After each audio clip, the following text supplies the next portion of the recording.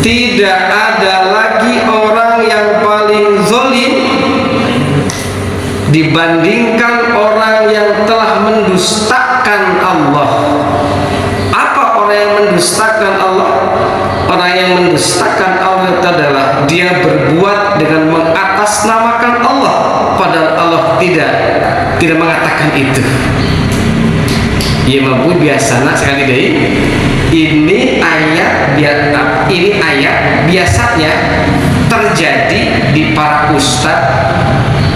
Kalaupun tidak ustadz, dia itu orang pintar, logikanya jalan, sering mengeluarkan statement-statement ya untuk mencari pembenaran atas apa yang dia katakan, yang dia lakukan, dengan mengatasnamakan Allah, dengan mengatasnamakan Rasulullah SAW. Itu adalah mendustakan Allah.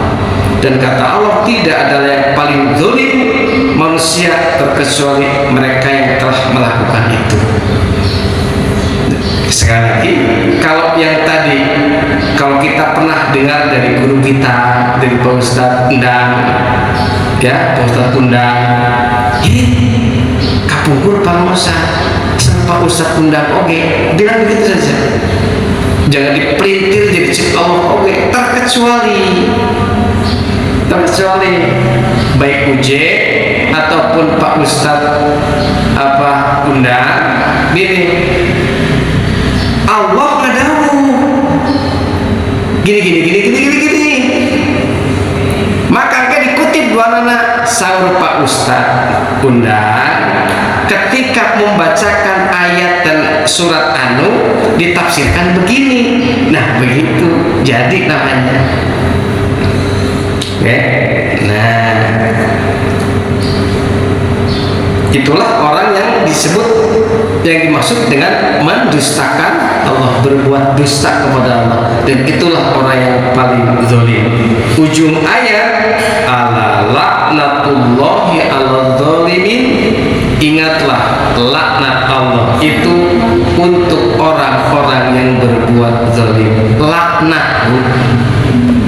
Apa laknat? Nih guru saya almarhum Kang Zenzen membaca satu tafsir waktu itu. Laknat Allah itu adalah bu'dun min rahmatillah. Itu apa artinya? Artinya bu'dun min rahmatillah adalah dijauhkan dari rahmat Allah. Itu laknat namanya.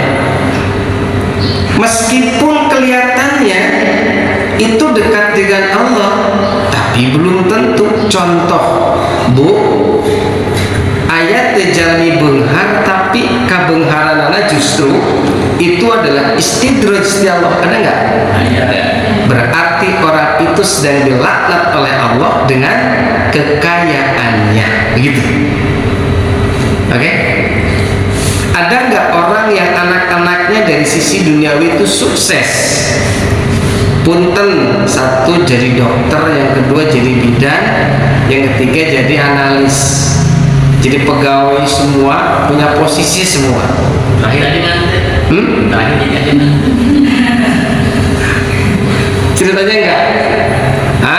Bu, mungkin enggak bahwa orang tua itu sesungguhnya itu sedang dilaknat oleh Allah? Ada enggak? Bisa jadi. Sebab dengan cara itulah Allah melaknat orang itu. Artinya apa? Sedang dijauhkan dari rahmat Allah dengan cara terhalang dengan suksesnya anak-anaknya. Gitu.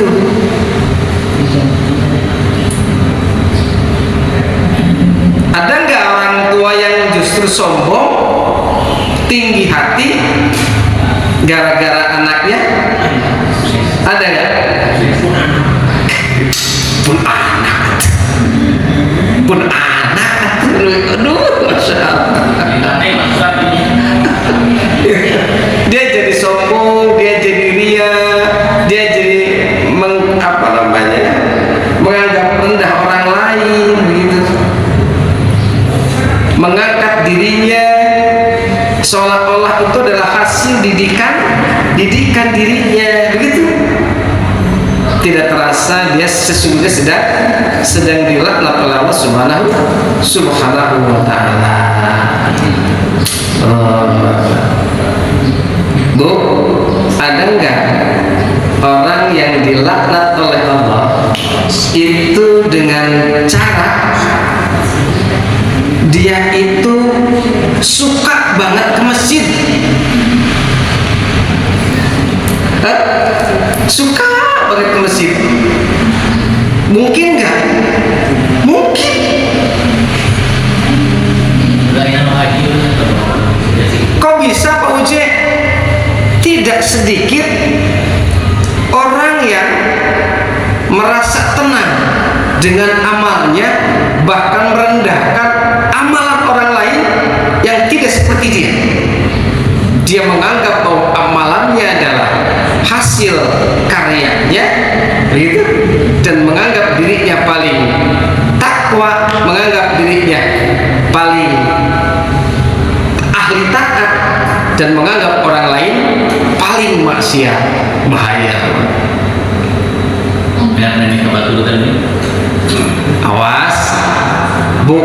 Ujian tidak mengatakan bahwa ibu bapak yang getolkan masjid ini tidak baik. Tidak mengatakan begitu. Ada Ibu Ujian. Lah, tidak perlu disebutkan gitu. Lah, anu suka masjid cenah cantang tuh jadi kalau ulah ngobrol gitu. Urang langsung ae sok kitu. Teu kenging. Tapi urang anu suka masjid ge ulah merasa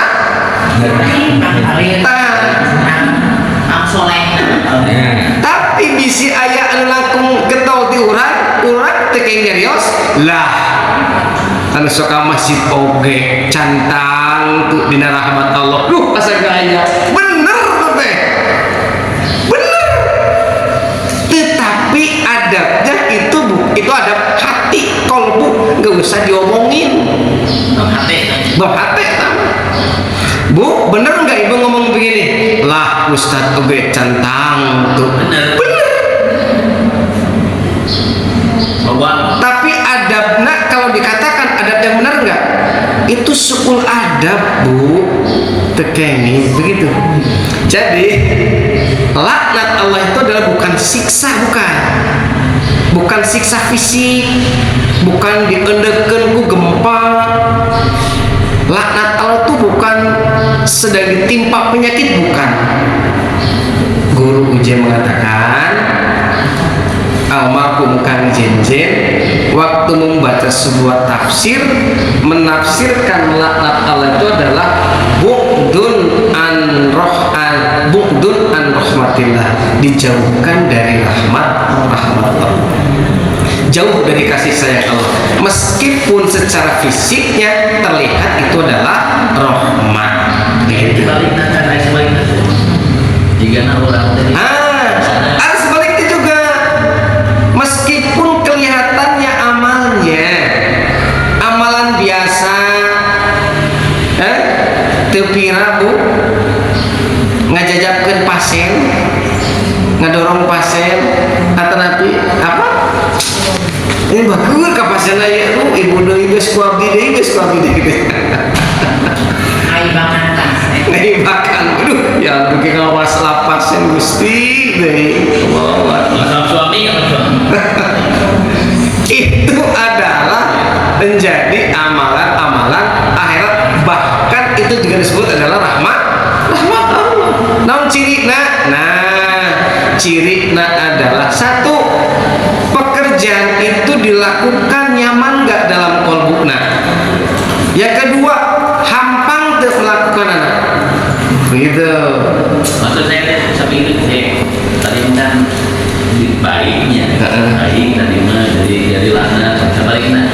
Contoh kadang-kadang orang kan diuji tuh, justru itu dia sedang dikasih rahmat Allah.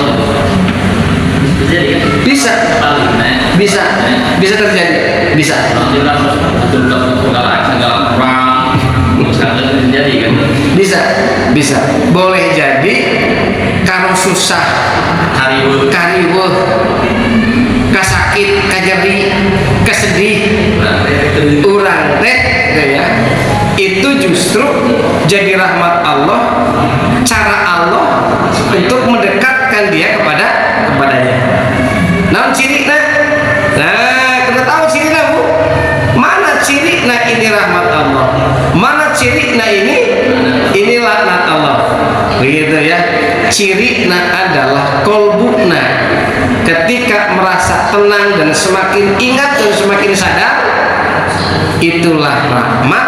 Tetapi ketika semakin jauh dan semakin lupa, itulah laknat. Apapun itu jenis dan bentuk amal-amalannya atau kejadiannya, begitu. Assalamualaikum warahmatullahi wabarakatuh.